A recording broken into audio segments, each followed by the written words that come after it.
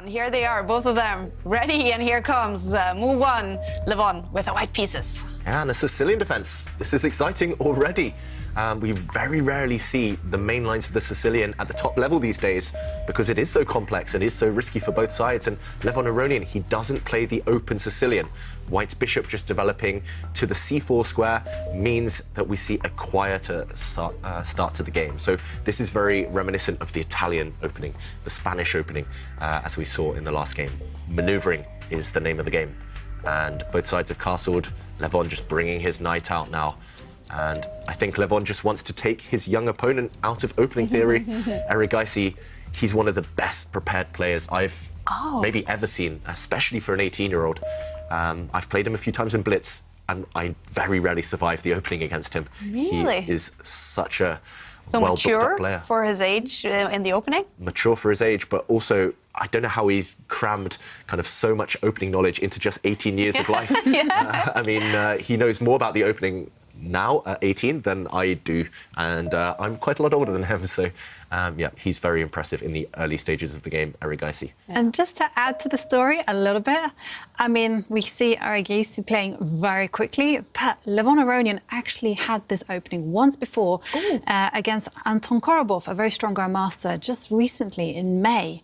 And there, Levon Aronian beat Anton Korobov, but here we do see that Erigaisi has come up with an improvement in that game. Instead of developing the light square bishop, Korobov actually moved his rook one square. OK, so you think maybe Erigaisi was aware of that game? Just by the speed. Speed. Just by the fact that, you know, look at him. He was playing all these moves at tempo. And, well, Levon stepped back and suddenly, OK, this move has been played before, just twice, I have to say. And now it's manoeuvring, as you mentioned. The knight has moved to the f1 square, and it will probably head towards the third rank. I'm not quite sure which square yet. But my opinion about this type of position is that it's a slow burner. White will try to aim to get a pawn centre by pushing d3 pawn one square forward, and then just to try to sit on that space. Yeah, and I must say, Erigaisi, he's one of the few players as well who blitzes out their opening preparation as quickly as they can. There are different strategies to this, different kind of schools of thought. When I know exactly what I'm going to do in the opening, sometimes I pause here and there, just make my opponent kind of think that I don't really know what's going on, lull them into a false sense of security, and then when they've fallen into my trap, then suddenly bang, bang, bang, the moves come thick and fast. But Erigaisi, he doesn't care. He wants to let his opponents know that he knows everything, and just the moves come thick and fast. And imagine, we're already on move 13. Both players have more time than they started with. Especially for such a rare opening to be this well prepared, it shows that these guys are very hard workers. Yeah, definitely. It's the approach that you mentioned about trying to trick in your opponent. That was the kind of the approach that I was taught from the 80s, 90s. And I just wonder whether it's a generational thing, because, of course, Arjun is just... was born in 2003. Oh. So young. And I was just thinking, you know, maybe this is the style of the youngsters now, you know, just you intimidate them with your speed rather than try to set that trap. Yeah, maybe it's a cultural thing as well. A lot of the top Indian players, especially the younger ones, Adiban does the same as Erigaisi. When I play Adiban, it's bang, bang, bang, 25 moves on the board. He doesn't even pause for thought. He's memorised it all. And it's the same with a couple of other young players, Nihal Sarin and, OK, Black's last queen move, just sidestepping. This position is full of tension, still no trades, and it's already move 14. And Jovanka, you mentioned the slow burner. This one, it will liven up at some point. It's guaranteed to liven up because there are so many pieces still on the board. But at the moment, it's just about manoeuvring, and it's very tense. I don't think anyone really wants to touch pawns on the queen side at the moment. Nobody really wants to touch pawns on the centre. You could maybe make an argument for Aronian pushing White's d-pawn forward one square, but if you don't want to touch these pawns, what else to do? You have to manoeuvre pieces. I'm expecting Levon Aronian here to move the white queen. I'm just not sure which square. Once the white queen moves, the white rooks are connected. That marks the kind of key stage of the middle game beginning. And, yeah, White will have completed development once the white queen steps forward. Yeah. I do like that queen stepping forward, but I also was reminded of that Simon Williams, who we really missed, who will be joining us soon. Yes, well, not today, but later on during the tournament. Well, he kind of says, when in doubt, fish Harry. Yeah. And the only reason I'm going to say this, because I'm not really a staunch Harry fan, I have to say. Don't tell Simon. I'm only saying this because Simon's not here. But I'm only saying that because the Queen actually is offside. Mm-hmm. So this is like my little kind of pattern, you know. Queen is offside, far away from the King, no connection. That is a kind of a sign to me that I can start some operations looking towards my enemy King. Okay, instead we see a trade. Ooh, yeah, just to show your idea, Jovanka, pushing this pawn forward to try and act as a battering ram would have been very interesting, but you don't like this one. Instead of pushing this pawn, exchanging. No, because I mean, I'm looking at the pieces that White has there on the left. Not that many. This is where Black is strongest on. So, you know, we have that golden rule in chess. Rules are there to be broken, I acknowledge. But don't touch pawns. Don't open lines on the side that you're weakest. Yeah, and Black is the one actually who holds the key to the left side, the queen side. Black is the one who can push this pawn forward, open up lines. Black can push this pawn forward, try to open up a line for the Black queen. So Jovanka is completely right. Black is the one with more space on this side because these two pawns are very strong. And also, this is an open file, but who does it benefit? Probably Black. Because Black, after a rook trade here, will be ready to replace his rook with the other rook. And at the very least for Black here, you just exchange pieces and you're completely fine. I'm very surprised that Erigaisi actually thought about this pawn capture. That shows the difference in generations. I'm told always capture with pawns towards the centre. But the younger players, sometimes they do consider breaking the rules. Maybe he was thinking of taking this pawn with his queen. But after an exchange here, I mentioned this open file. Aronian says, you have it. Take the open file, I don't care. And rook takes rook. I think if Erigaisi takes back with his rook, maybe we'll see Jovanka's idea of pushing this pawn forward, pushing it towards the Black king, or the maybe classical approach, the Aronian approach, because you've also called him Mr. Centre in the past, would be to establish a strong centre. And these two white pawns now would be decently placed, controlling a lot of squares. And I think this must be Aronian's idea. We could see another pawn exchange, but still, White has this strong duo. And while these pawns exist, it's going to be hard for Black to break out. I'm especially looking at the Black bishops, and they are not happy pieces at all. They're completely blocked in compared to the White minor pieces. Yeah.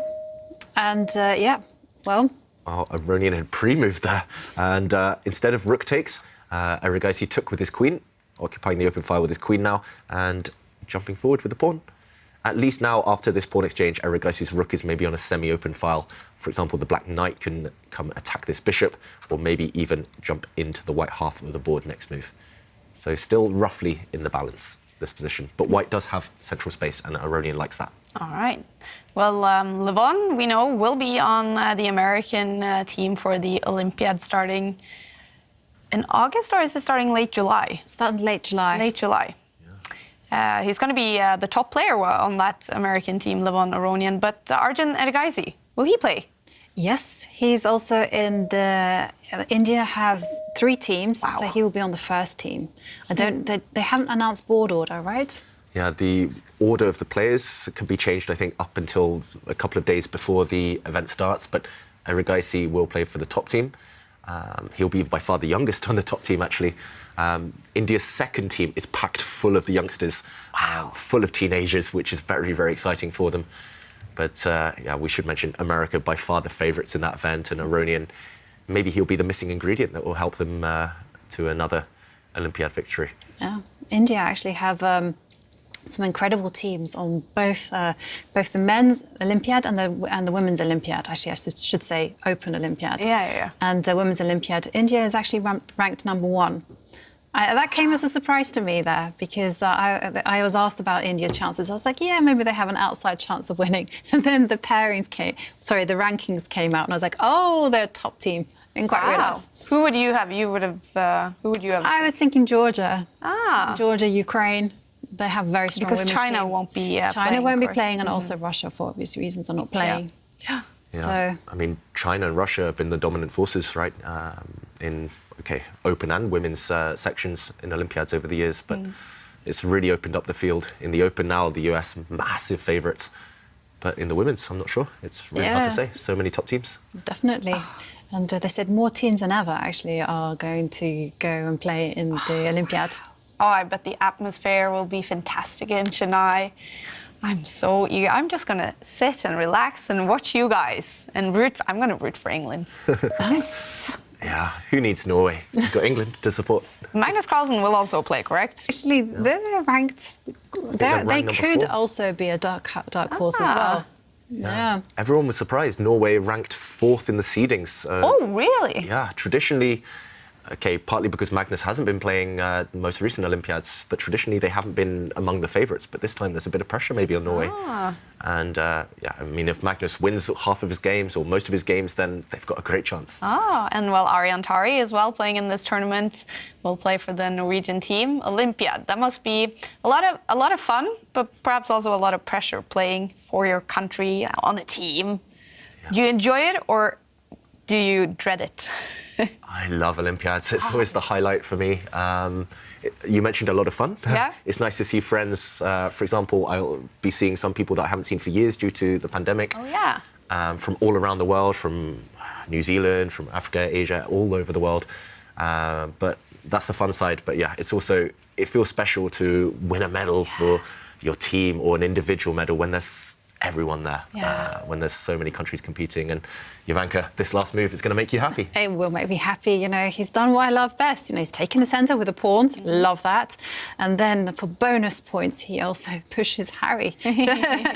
Something that I was advocating a few moves ago. But I like it because, you know, the Queen is offside. She's pointing at a nice open line, but not doing much. And why not do the modern strategy of pushing a rook pawn as far up the board as it can go? Yeah, I must say I would never play this move, but that's not because it's bad. It's just a certain type of player, a certain type of style. And here, Erigaisi does have a decision to make. You have no real targets as black, so you have to break out, you have to gain space, especially for those 2 black bishops. And I think the wrong approach here for Erigaisi, one which I might make, the typical mistake that I would make, a lot of players would make, is to panic and actually react to White's last pawn move. For example, by pushing a pawn in front of the black king or by going too defensive. I think Erigaisi needs to react to kind of an attack on the wing with some kind of counterplay in the centre. So I think Erigaisi here is completely fine, but he has to be just calm, energetic. I think it's time maybe to push this pawn forward. And you block out this bishop, which is a bonus. I don't think White wants to exchange off any pawns in the centre. White wants to attack, so pushing forward. And now at least Erigaisi could establish a knight in the centre of the board. And at least this would make some sense of the black queen in the corner, as Jovanka mentioned. It is a bit misplaced. It doesn't have too much influence on the rest of the board, the rest of the game. But indirectly here, it would defend this black knight. So for example, after a trade, then OK, black has a bit of an odd pawn structure, but the queen defends the pawn. If I can get my arrows correct, the queen defends the pawn, and black now has, for example, threats like a knight jump into the white camp. So I think this is what Erigaisi needs to do.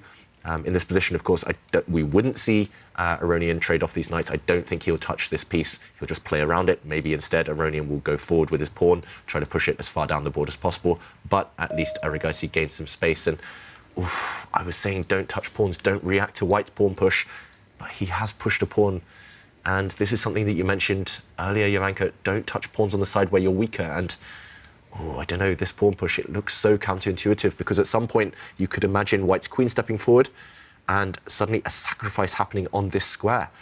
If black say, OK, there are better moves, of course, but if black just makes a nothing move, defends the knight to a safe square, then suddenly, oof, this looks super scary for black. The white queen just scarily close to the king. It looks terrifying, doesn't it? Yeah. Especially because the knights are going to also join Her Majesty into the operation. Yeah, but I have to say, it was a very natural reaction, I think. I think it takes like ice. What do they say? Ice water in the veins to kind of react so calmly and go, OK, well, you're not doing anything there. We'll just do carry on with my business in the centre. But OK. we see Levon push forward with Harry. I don't understand any of these No, moves, I I've got to say. don't. That one I don't understand either, because this pawn push, it just puts a pawn.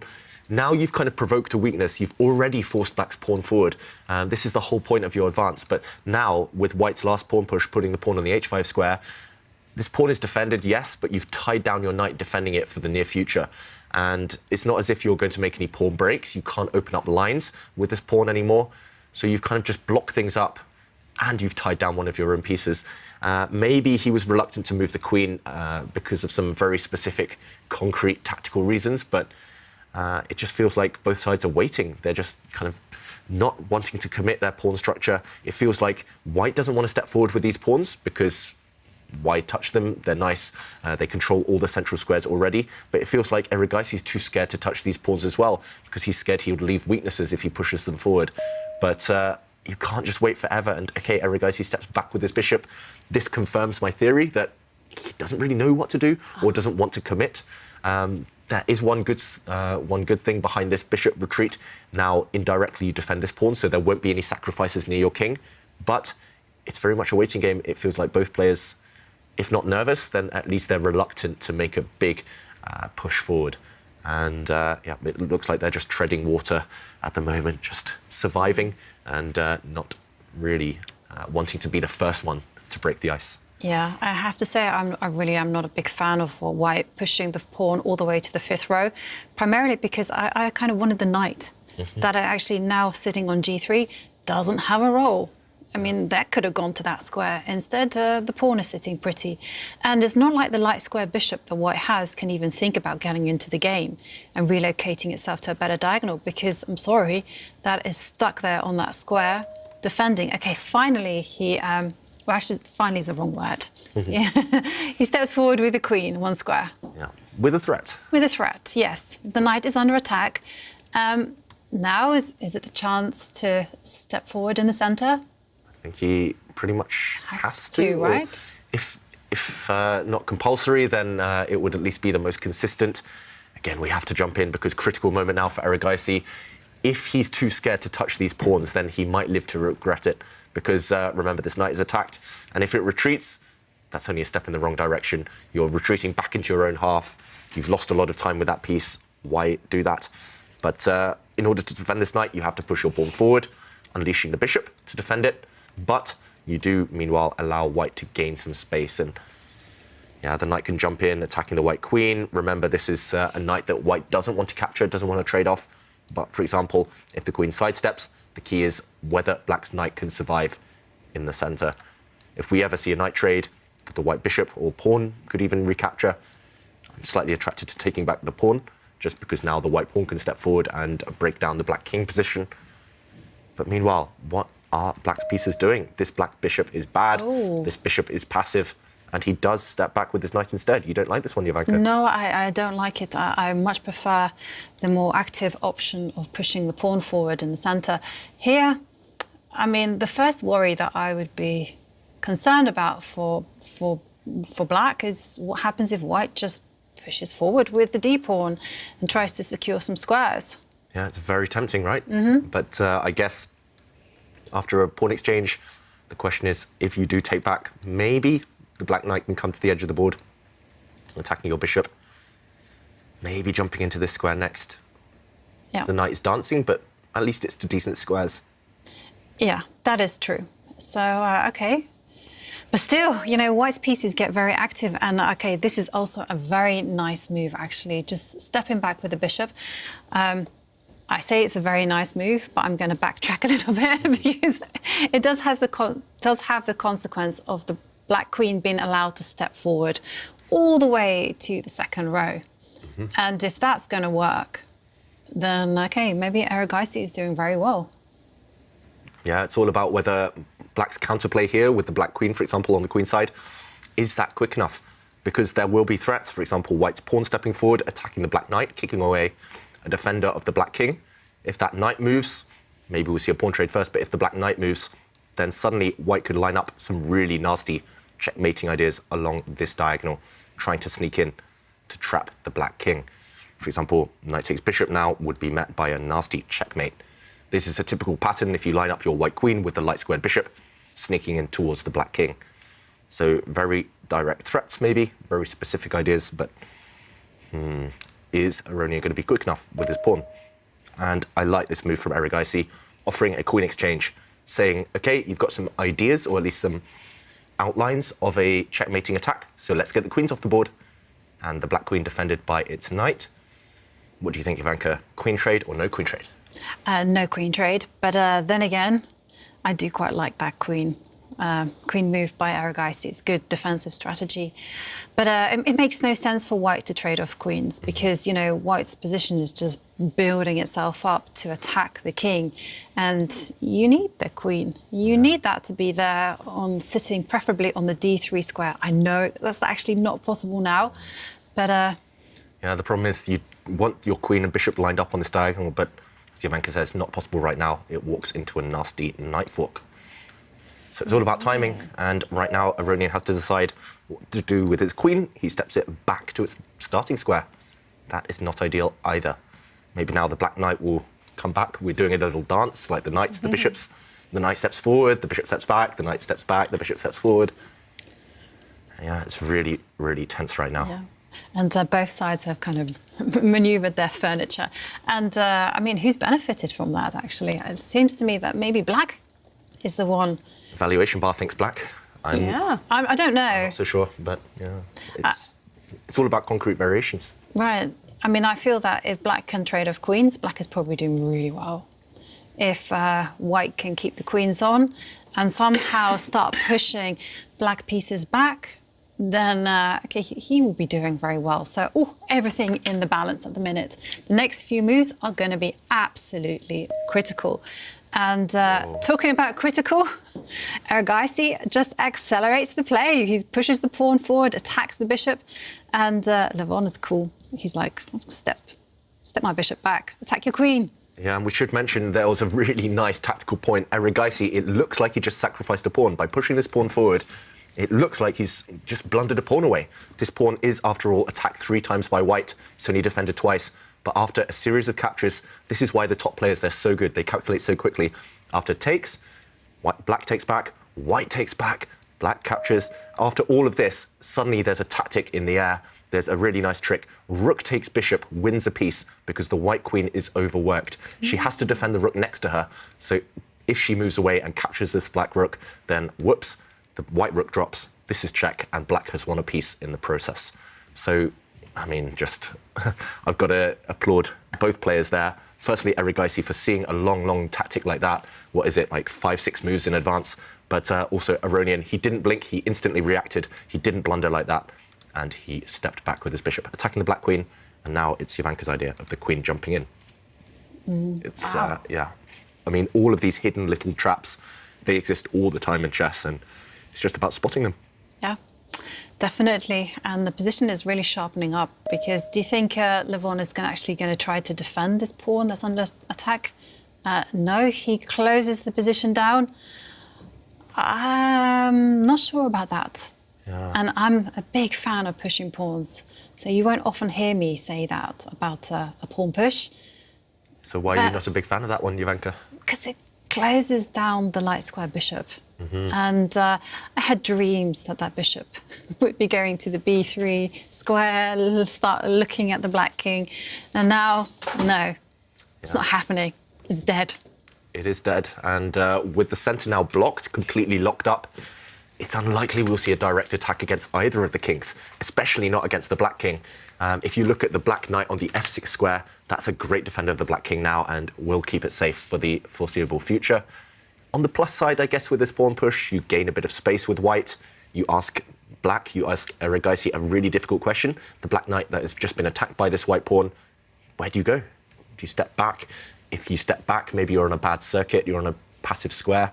If you step into the center of the board, you offer a pawn exchange, but changing the knight exchange, sorry, but changing this pawn structure, it's, he does this, Erigaisi. Look at black's structure in the center of the board. Those 2 double black D pawns, they are very ugly. It's just about whether Erigaisi can keep all his pawns alive using tactics. And he's very good at that. He's very tactical, Erigaisi. But first, in order to get rid of the tactics and all the fun out of the position, Aronian offers a queen exchange. In an endgame, white has the better structure long term. You would think that white is doing quite well there, but Erigaisi goes for it. Oof. Who do you think this will favour? No, I think it's going to favour Levon. And it's not the double pawns that worry me. It's the bishop sitting on f8 next to the king that really worries me. Because look at it. It's very passive. Very passive. And also, if I look to the future, it's not going to have a great role either, because it always has to guard the weak pawn in the centre. Yeah, I'm just very worried that, OK, I was going to say that white is going to win a pawn soon, but yeah, Erigaisi, he's going to get greedy. He's going to grab this white h-pawn. I highlighted it as a weakness earlier, but look at this. The white knight has jumped in, and it's only a temporary pawn sacrifice by Aronian in order to displace the black pieces, but also one of the black pawns in the centre. I'm looking at the black d4 pawn. That's toast. It's going to be captured, and black's position is in ruins. Totally. And when one pawn falls, another one will also fall. And I'm looking also at the b5 pawn. Look at that, all by itself, no friends. And that's going to go. And still, black star square bishop. Yeah, these two are just going to drop off. And this is also a weakness on the d6 square. 3 weak pawns. As you mentioned, this bishop is bad. Not only is this bishop bad now, but this bishop is completely stuck on the wrong side of the board, hitting against a concrete wall. It's just hitting against a stronghold for white. And the only piece that can hope to patch up all the holes in the black position is the black knight. But it's going to take a long time. Where's this black knight even going? Is it going to jump forward this way, maybe? Right now, Aronian is just in complete control. He can just take this pawn. Now the material balance is back. Hitting this one, as Ivanka mentioned. How do you even defend it? If you defend it with your rook, the white bishop can come forward and attack it. The white knight can jump into this beautiful outpost. I mean, everything beautiful here about white structure. Totally. Connect 4. I know. And it's like every single one of white's pieces could actually improve themselves. And it would be a fantastic move. The rook, the rook, the bishop, both bishops. I mean, so much potential in the white position. No, it's a dream for Levon Aronian. And I do think Erigaisi is probably what we kind of say positionally lost. Yeah. You know, if Levon just plays a perfect game, Erigaisi will have no chance. But luckily, it's rapid play. It's rapid chess, and the clock plays an important factor. And, of course, psychology. Yeah. Yeah. Levon, he does have a lot of time left, though. Yeah. He's played fast so far, Levon Aronian, and we know that from when he had success on the tour earlier. It's been when he's played quite fast, right? Yeah, and he's played very confidently. And I remember he just didn't respect any of his opponents, even Magnus Carlsen. He was playing incredibly quickly. Yeah. And, Aronian saying, my position is so good, let's trade off rooks. And, well, it kind of works as well. I'm not going to criticise that move. Yeah, you mentioned this phrase, positionally lost, and that means black just has the worst pawn structure, black's pieces are worse, so why not exchange off one of black's most active pieces, the black rook? If you exchange off everything, then black is still left with those pawn weaknesses later in the game, and Erigaisi said, no, my rook is the only active piece left, the black rook now going to the open A file, and Aronian, meanwhile, grabbing pawns back. It's level material once again, but that black b5 pawn is doomed. Black's bishops are terrible. Black's knight takes at least 2 or 3 moves to get anywhere decent. I think this one, barring any big blunders from Aronian or barring any kind of miraculous tricks by Erigaisi, this one is only headed in one direction, and that's a white win. Yeah. I mean, I'm just looking at ways that Erigaisi can try to hold the position. I'm going to use the word hold because I feel that's what he has to do. He has to just put up some resistance and just frustrate Levon, just make Levon lash out, because that's the only kind of chance that he has to rescue this. Yeah. And, the knight centralises itself. Yeah, and talking of tricks, there is one nasty little trick in the position. It's never too late to blunder in chess, and right now, Aronian, he could blunder if he gets too greedy. If he takes this pawn, the fact that Aronian's thinking means he's spotted this, by the way, but if he takes this pawn, it's too hasty, it's impatient, because suddenly black's bishop can capture the white pawn. Black's bishop was doing nothing, it was offside, and suddenly after white takes back, it looks like white's won a piece, but after this knight check, it's actually a double attack, and the bishop drops off on the next move. When the white king moves, the bishop falls, and actually black is the one in control suddenly. So it's never too late to blunder, but of course Aronian, he will spot these things. This is why we always look at checks, captures and threats first of all. Don't take this pawn. Instead, Aronian moves his bishop.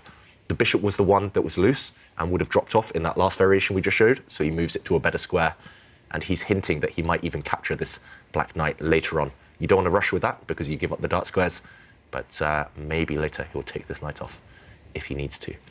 Yeah. And yeah, that avoids the trick. This pawn is long-term going to drop off anyway, so no rush to take it. No, certainly no rush to take that pawn. And, well, again, I'm struggling. I'm really trying to think of ways that Erigaisi can hold this position, and it's tough. Yeah. It's just maybe one move at a time. And that's why he kind of makes this very ugly move. I mean, I really don't like it. Just look at it. I was taught by my father when I was very young, about I think 8 years old, that this triangle formation is so weak, especially if it's restrained, because there's so many holes. But okay, sometimes ugly chess is necessary chess. Yeah, you're right, Ivanka. You mentioned the word holes. Look at all those light squares in the black camp. White's knight now can jump into any square. But yeah, as you mentioned, you just got to survive. That's step one. When you're defending difficult positions, when you're really knuckling down, grinding out all the draws from kind of difficult situations, you have to just defend, play ugly moves. Yeah, and again, Aronian has the question, does he rush? Does the white knight go and take the black b5 pawn? Again, I'm not so sure you should. Or do you just take a timeout, maybe improve the white king? Somehow, sooner or later, you've got to improve this white light square bishop sitting at the bottom of the board on b1. That's not a great piece either. Yeah. Problem for Aronian, it's like we said earlier, he's spoiled for choice. So many good options. No direct win as well. So that can be frustrating. And he still can't take that pawn, as you mentioned. So, yeah, you don't get frustrated, Levon. You just has to just channel that summer energy. I'm just looking at that painting. It's very colourful. And it's kind of the thing that you have on your walls to put you in a good mood. Oh, that's true. Yeah.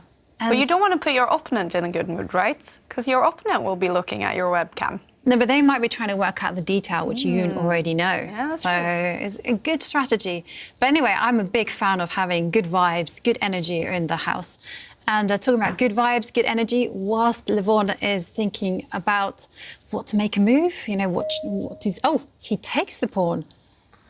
Yeah, Oh, no. I was not advocating that. Like, keep the tension. And, VAR is definitely going towards the Levon has center made a again. mysterious decision there because he's allowed Arjun to get active. yeah, he might have won a pawn temporarily, Levon Aronian, but he's given up so much in return. Suddenly, black is going to get the bishop pair after black takes off this bishop. Erigaisi now just deciding which way to recapture this bishop. He takes with the d pawn in order to suddenly free up black's dark squared bishop. And look at black's dark squared bishop. It is going to come to life. And white is a pawn up temporarily, but suddenly this white b2 pawn is under fire from the black rook. The black bishops combine quite nicely, and white has zero control over the dark squares. That's just hasty. That is just... I mentioned the word impatience earlier, and that is the one thing that could have stopped Aronian winning this game. It might well stop him now. Because actually, if you think about it, where is white's knight going to come back to? Where is its retreat square? It's kind of stuck in no man's land, this white knight. And, okay, it retreats this way, but at the very least now, Erigaisi at some point will be able to grab this pawn back. I'm also wondering whether you want to take it now, allowing white's rook into the 7th rank. This could be a bit scary. You could actually stop white's rook coming to such an active square with the move Erigaisi's just played. Very nice control, and this is why we love the two bishops, both attacking-wise and defensively, because suddenly these bishops control all the entry squares for the white rook. Look at this white rook. It wants to enter the black half of the board, but it just can't. The bishops control everything, pretty much, and white's knight is kind of just sat there nice and pretty, but it's not doing anything. And meanwhile, still a threat against this pawn. So, okay, Erigaisi not out of the woods yet. He's still on the defending side because he's temporarily one pawn down. But Aronian, I think he's blown most of his advantage, or at least his advantage has a different nature now. Aronian's advantage 3 or 4 moves ago was permanent. It was long-term. Now, Aronian's advantage is very temporary. If this pawn drops. If this white b2 pawn drops, his advantage is completely wiped out. So Aronian needs to find something now. It's now or never.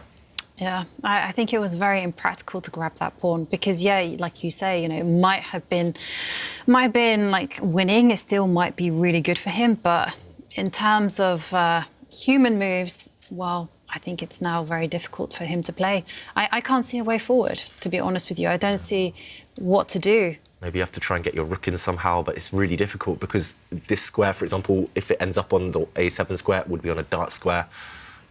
You're right, Jovanka, it's really hard to see what to do. You don't really want to go... I was about to say, you don't really want to go passive. No. Yeah, actually, I was thinking of stepping the rook up one square, but he very sensibly goes behind his pawn, trying to kind of propel this pawn forward. But now Erigaisi is able to activate the black king and actually a threat against this knight to win the pawn back. Aronian defends it. And Erigaisi now, he's going to try and create some counterplay. Really interesting. He steps this pawn forward. Now, it's just impossible. The problem for white is it's impossible to activate this pawn. You can't push it 2 squares forward because that square is covered by black's rook and bishop. So if you can't push that pawn forward, what else do you do? Yeah. Erigaisi is going to try and push his pawns now. This is the side where he is stronger. But do you think that Erigaisi will even try to launch active operations if he just like shuffles his king backwards and forwards? I'm thinking of some World Championship matches where they did this. And, OK, very important move by Erigaisi, taking control of the open lines. Yep, controlling the a-file, just stopping white, I think, from controlling the a-file as well. And, again, problem is you can't push your pawn forward because, or maybe you can, but, yeah, at the very least, this pawn will get attacked by the black rook and by the black bishop. And there's a skewer along this rank. So it's just difficult for Aronian. How does he improve his position? Again, it's that type of advantage after this rook move that could just fizzle out very, very quickly. I would have rather taken that long-term advantage, even not winning a pawn that he had a few moves ago. Now he's a pawn up, but the margin for error is so small now. Yeah, totally. And also, there is in the air that threat of bishop takes knight. Take it into opposite colour bishop endgame. So, yeah. If the rooks ever come off, it's just a dead draw, right? Because, totally. As Jovanka mentions, the black bishop will just take the white knight, the black light square bishop, and opposite colour bishops, black will blockade on the dark squares, easy draw. So Levon wants to avoid that because he's had the advantage for a long time now. Yeah. But do you think Erigaisi wants to avoid it as well now? Do you think he sees some chances? If Aronian continues to think, so right now I'm looking at the clocks as well. Erigaisi, he's been at 2.5 minutes for the last 10, 15 moves. Yeah. But Aronian at some point was at 9, 10 minutes. He's slowly starting to drop. And as a chess player, you always sense the momentum. And Erigaisi, 5, 10 moves ago, he would have been thinking, oh, my position is nearly hopeless. I've got 2 minutes on the clock. Oh, life is so hard. But then suddenly, 10 moves later, oh, actually my position isn't that bad. Oh, my opponent's spending a lot of time. Life's pretty good. Yeah, yeah. And that's just the workings of a chess player's mind. It's, the momentum, especially in rapid chess as well, it's drifting. Aronian's drifting, and the flow is all in Erigaisi's favour. Yeah, and the clock is ticking down, and yeah, it's true. Levon has to be careful of any activity on the dark squares, and yeah, you can just see by Levon's body language that he's not happy. He's jumping up and down. He's fidgeting, and these to me, as a chess player, signal discomfort. Yeah, and he's a very instinctive player, Levon Aronian. OK, he pushes a pawn forward just to stop the black pawns from marching. But look at this, the black rook's getting active, cutting off the white king now. The black rook's on a great rank, the second rank. But yeah, Aronian, he's a very instinctive player, but this is not the type of position where you can just rely on instinct.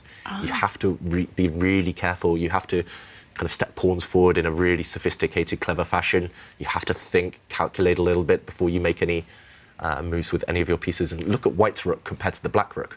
White's rook completely stuck. White's bishop just pointing at its own pawns.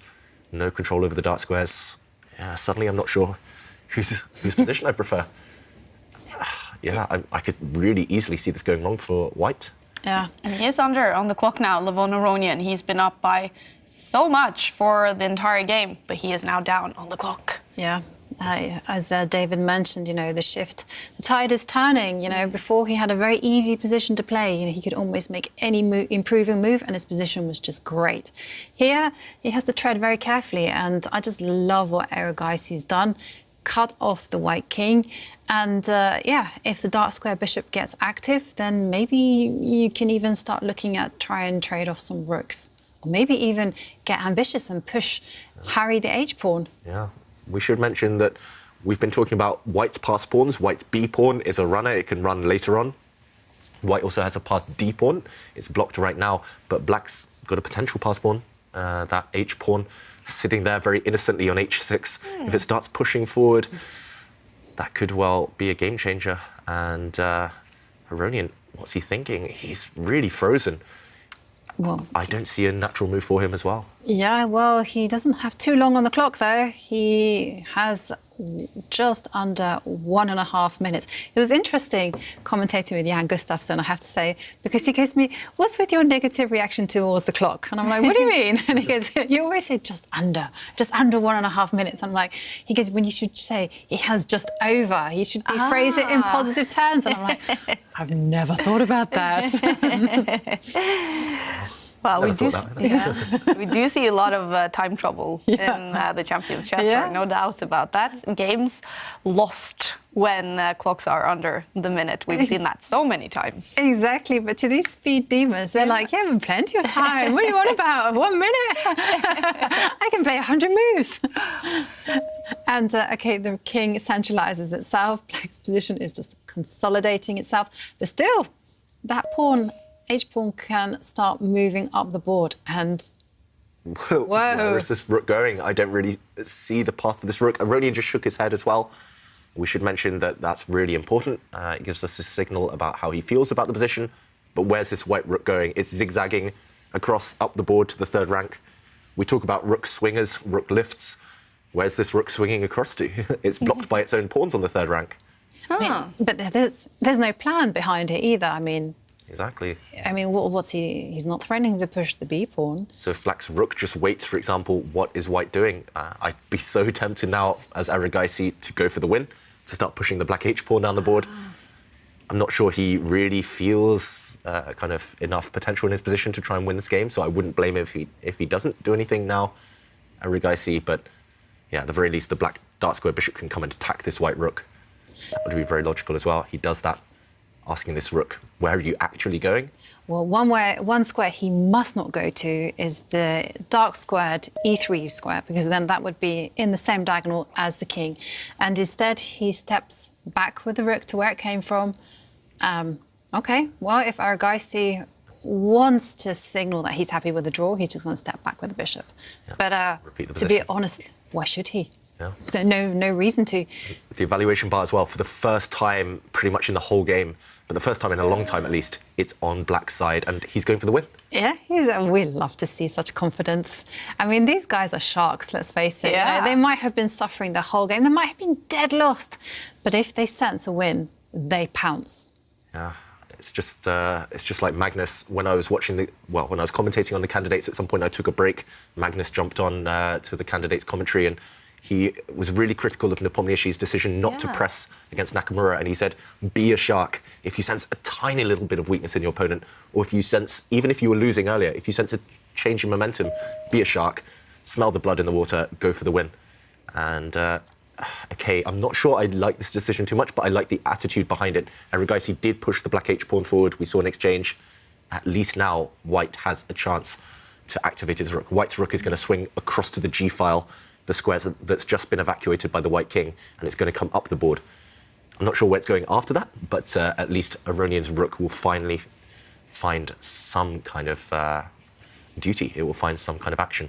Wow. Well, this is a tense game. Both players around the minute on the clock. A bunch of the other games have finished. I'm especially noticing a win for Jeffrey Xiong against fellow American Hans Niemann. 3 points for Jeffrey there. And also Sam Sevian, a win against Ji Wenjun. A great start for the young Americans. And it was a draw between Arjan Tari and his boss, Anish Giri. They have been working together. But this one, oldest against youngest in the tournament. What will be the result? Yeah, it's anyone's game right now. Wow. I think if you asked me 5 moves ago, before Erigaisi pushed his h-pawn, I would have said dead draw. No chance for either side. But suddenly, everything to play for. White's rook has suddenly got very active. Black's h-pawn is inching down towards the white king. I mean, I don't really see what white's last move threatens. Maybe white's rook just wants to slide behind the h-pawn and go and win it. Yeah, but it can be defended, right? Yeah, I thought some of them resigned because I saw the light shift. But that's maybe a sign they're checking out each other's webcam to check the tension. Levon ticking to 1 minute on the clock. Bar is jumping from side to side. Yeah, this move, it's very clever. I like it from a practical point of view. The computer slightly disagrees, but black's bishop now, defending this black h-pawn, is going to go and park itself on a very active square. But it has let the white knight out of the box, and white's knight is actually threatening something really nasty right now. White's knight wants to jump back to the b7 square to check the black king. The black king is in checking distance. Anytime your king is near an opponent's knight, you have to look out for knight forks, knight checks, the knight dancing around. If you move the black light square bishop, not to this square, if you'd moved it in another direction, you could have walked into a checkmate in one move. So now the knight, if it does go to the left side to give a check, it will get captured. Yeah. And Erigaisi is just too good. He says, no, I spotted it. OK, still the question to Levon, how to handle black's initiative, because black is perhaps threatening to reroute the dark square bishop and then maybe get super ambitious and walk the king towards the center. You know, forget material, forget passed pawns. You know, he's just going for one thing. Yeah. Maybe checkmating the king. Yeah, Jovanka, big moment now. Is the black king actually going to make a mad dash for victory? And yes! Wow, he's going forward. He's running into the position. The black king just trying to get greedy. And Aronian meets that with an amazing knight move, jumping back, sacrificing his knight with the idea that if the knight is captured, this is a double attack. And what is happening right now? Aronian has won a second pawn. Erigaisi says, I don't care. The black king is coming. The black king is actually going to try and move towards these pawns. If it can combine with the black bishop, then actually white's king in the corner might be a target. For example, if the white knight goes in the wrong direction and checks, suddenly, I mean, for example, here, this is going to end up as a checkmate, simply. White's king is powerless in the corner of the board.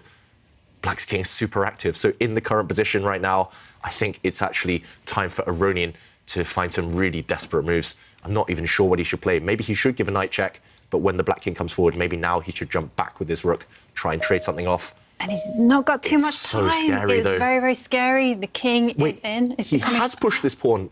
I just gave this... No, but this is losing. I gave this as an example of what he shouldn't do. Now the black bishop simply goes back, and this is going to end up in some nasty checkmating ideas. A blunder by Levon. I think so. The problem is now, if you push your pawn forward one more square, attacking this bishop... Oh, he doesn't spot it, though. He doesn't find it, but look at this. On the computer, it did say that this black bishop move was winning. Here now, the black king would march forward, and this is inevitable. You can actually allow white to make a new queen, but you give checkmate. This is a mating net. Erigaisi didn't spot this, and if we go back a couple of moves, this bishop move would have been winning. He brought his other bishop in, though. This is maybe still decent. We see it's now forced Aronian to find two moves. He finds the best one left on Aronian, bringing his bishop back. What a move that is. Giving away a bishop for free, but now after bishop takes bishop, this pawn is running through to make a new queen. Yeah. It's just chaos right now. And when the players have just over 10 seconds on the clock, anything can happen. And I think there's only one move, that is bishop takes bishop. And, well, black has to allow that queen to be promoted. But just look at this, it's crazy. White is about to make a new queen, but Erigaisi just doesn't care. If white makes a new queen right now, then the black bishops are going to combine, and this is nasty. This king is still trapped in the corner. If you move across, then suddenly another bishop check, and this king will get checkmated. Aronian cannot make a queen in the current position. Oh, and he does. He's done it, and he's...